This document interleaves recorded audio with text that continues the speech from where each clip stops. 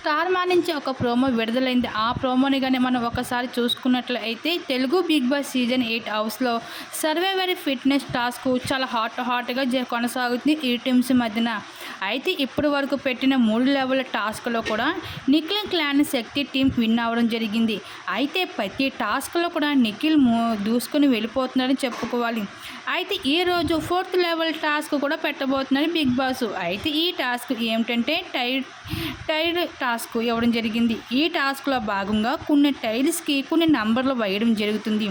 ఆ టైర్స్ ఉపయోగించి ఎవరైతే ఎక్కువగా బ్రిడ్జ్ కడతారో వాళ్ళు ఈ టాస్క్లో విజయం సాధించినట్లు అంటూ బిగ్ బాస్ తెలియజేశారు.